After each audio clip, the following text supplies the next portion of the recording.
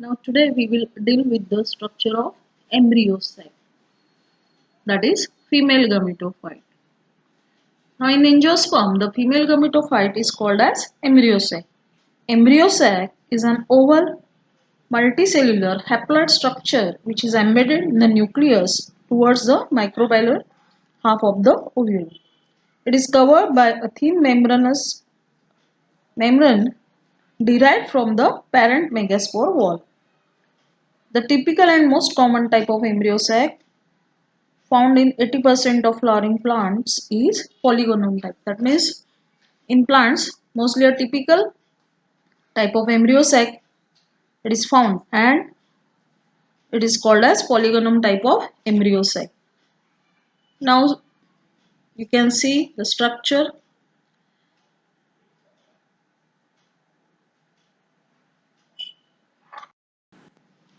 Now we will see the structure of mature embryo sac, that is female gametophyte, which is commonly called as polygonum type of embryo sac.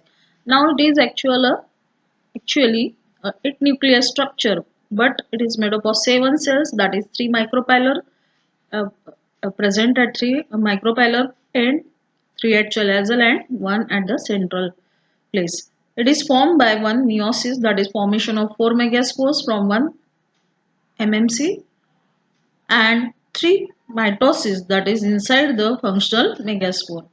The 3 micropylar cells are collectively known as egg apparatus. They are pyriform in outline and are arranged in a triangular fashion. The 3 cells of the egg apparatus have conspicuous common walls around walls towards the micropylar half. They separate and become thin towards the central cell. One middle cell is larger and it is called as egg or oospore. Now you can see the larger cell and it is nothing but egg. It is also called as egg cell or oospore. It has a central or micropylar vacuole and a nucleus towards the chalazal end. A filiform apparatus may or may not be present. At the base you can see the filiform apparatus. It may present in some cases or not. The remaining 2 cells are called as synergids, cooperative cells or help cells. Each of them bears a filiform apparatus in the micropylar region, a lateral hook chalazal vacuole and a central nucleus. A filiform apparatus is a mass of finger-like projections of the wall into the cytoplasm. In embryo sac, one synergid degenerates at the time of entry of pollen tube into the embryo sac, where the second one degenerates shortly after the embryo sac has received the pollen tube discharge. Now we will see the double fertilization and triple fusion. Now double fertilization occurs in flowering plants, that is angiosperm. It is most common. The pollen tube contains 2 haploid sperms. Haploid is where it only contains half of the necessary chromosome needed to complete the process. Hence, 2 haploids can complete the process of fertilization like 1 egg and 1 sperm. In angiosperm, 1 sperm fertilizes with an egg to produce diploid zygote, which is then divides repeatedly by mitosis and develop into embryo of the seed. The second sperm fuses with 2, usually which is haploid in nature, and polar nuclei to form a triploid nucleus termed as the primary endosperm nucleus. Thus, both the sperms fuse or fertilize, so it is called as double fertilization. Now here both the sperms they are fused and they fertilize, and that's why the process it is called as double fertilization. Now double fertilization is the means of the 2 sperm cells. One sperm fertilizes the egg cell forming a diploid zygote, while the other sperm fuses with the 2 polar nuclei forming a triploid cell that develops into the endosperm. Together, these 2 fertilization events in angiosperm is known as double fertilization. Now, double fertilization, it consists of 2 processes, that is syngamy. It is the fusion of first male gamete with the egg and it results in diploid zygote which develops to form embryo. And triple fusion, it is In this fusion, the male gamete with two polar nuclei and the embryo sac of the angiosperm. This process of fusion takes place inside the embryo sac. When pollen grain spawns on the stigma, they germinate and give rise to the pollen tube that passes through the style and enters into the ovule. After this, the pollen tube enters one of the synergids and releases two male gametes. There, out of the two male gametes, one gamete fuses with the nucleus of the egg cell and forms zygote, and that process it is called as syngamy.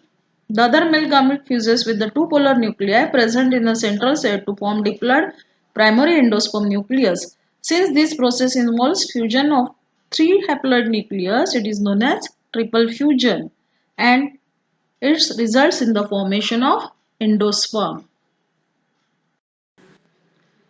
Now we will see the process of double fertilization in detail. Now after pollination, the intine of the pollen grain forms pollen tube and passes through the germ pore. The growth of the pollen tube is stimulated by sugary substance produced on the stigma. Now you can see on the stigma the sticky substance is there, which is made up of some sugary substance, and it gives stimulation to the pollen tube. Pollen tube grows due to the concentration of gradient of calcium, boron. The pollen tube with two male gametes and tube nucleus runs through the style and finally turns towards the micropellar end of the ovule in the cavity of the ovary. The length of the pollen tube depends on the length of the style. When the pollen tube enters through the micropellar end of the ovule for fertilization, it is called as porogamy. That means here the pollen tube enters the micropellar end. And sometimes it may be entered through the integuments. It is called as mesogamy. That means when the entry of the pollen tube takes place by means of through integuments, it is called as mesogamy, and sometimes through the chalaza, it is called as chalazogamy. Filiform apparatus of the synergids attracts the pollen tube towards the egg apparatus. Now as the pollen tube elongates, it carries with it two haploid non-motile male gametes, and hence the fertilization is also called as siphonogamy. Now here siphon means tube. On piercing the nucleus, the pollen tube penetrates the embryo sac. Its tip penetrates in the embryo sac and reaches the egg apparatus, passing either between the egg cell and synergids or between one synergid and wall of the embryo sac. Ultimately, the tip of the pollen tube bursts and two male gametes are discharged. The tube nucleus disorganizes before bursting of the pollen tube. Now one of the male gamete fuses with the egg or oospore, causing fertilization, as a result of which diploid oospore or zygote is formed, and this is called as first fertilization or syngamy. The other male gamete fuses with the secondary nucleus, forming the triploid endosperm nucleus, which later on gives rise to the endosperm, and this is called as triple fusion or second fertilization. Thus, the process of fertilization, which occurs twice in the same embryo sac at a time by two male gametes, that is syngamy and triple fusion, is called as double fertilization, and it is commonly found in angiosperm. Now we will discuss the significance of double fertilization. The embryo during its growth and development receives its nourishment from the endosperm, which is the product of double fertilization. This process also gives required energy to the polar nuclei, which fail to divide further. Since the endosperm nucleus are the resultant of double fertilization, they are characterized by maternal and paternal chromosomes, and thus endosperm represents the physiological aggressiveness due to hybrid vigor. The fusion of male and female gametes as well as double fertilization are equally responsible for the production of viable seeds, because absence of any one of these two may cause lethal effect and viable seeds are not produced. Fertilization ensures diploid of the organism by fusion of haploid male and female gametes.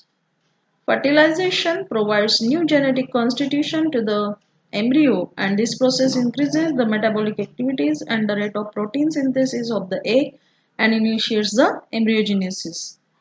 Again, it gives stimulus to the plant due to which ovary develops into fruit and ovules develop into seeds and restores the diploid condition by fusion of haploid male and female gametes also.